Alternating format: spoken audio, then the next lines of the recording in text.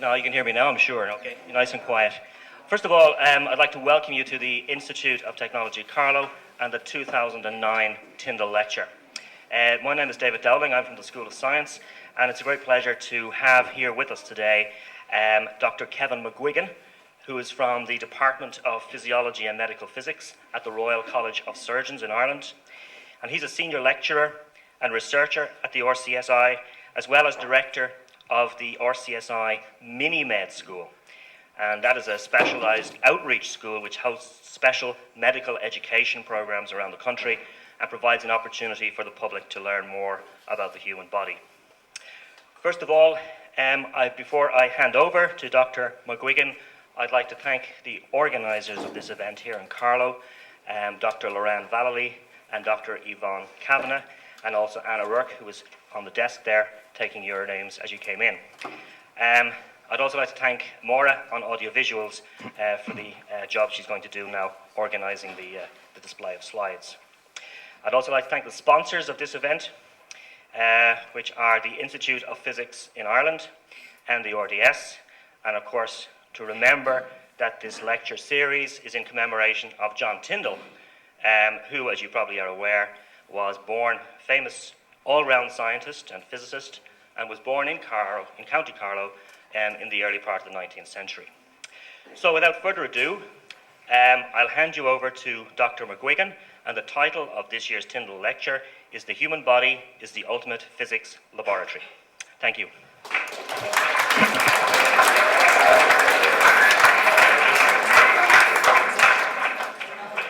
Right, folks, it's a pleasure to be here in Carlow, giving the Tyndall Lecture at the home of Tyndall.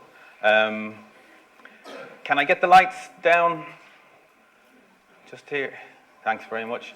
So, the theme of the talk is basically the human body. There's a lot of physics in it.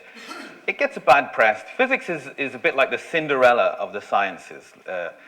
It has two ugly sisters, biology and chemistry. And you tend to neglect the physics. People think of the human body and they say, oh, there's a lot of biology going on there, there's a lot of biochemistry. But really, there's a whole lot of physics that you would never suspect is taking place. So to set the scene, we'll start here, and I would ask the ladies in particular, to just to look at what's happening here. It's an eye-opener. Do it, Chris! Go!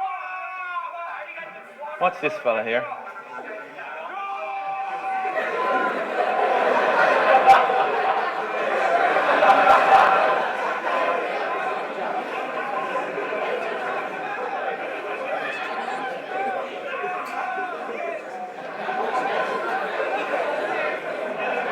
So, if a chemist was to look at that, they'd say, God, isn't it amazing the effect that a little bit of alcohol has on adolescent males? Or if a psychologist was to look at it, they'd say, isn't it amazing the effect that peer pressure has on adolescent males, the things they can get one another to do to each other? But as a physicist, I'm looking at that and saying, isn't it amazing the way the brain can't take a sideways impact? If you think of us from an evolutionary perspective, we've evolved to go hunter-gathering through the forest, picking up the berries, catching the rabbits.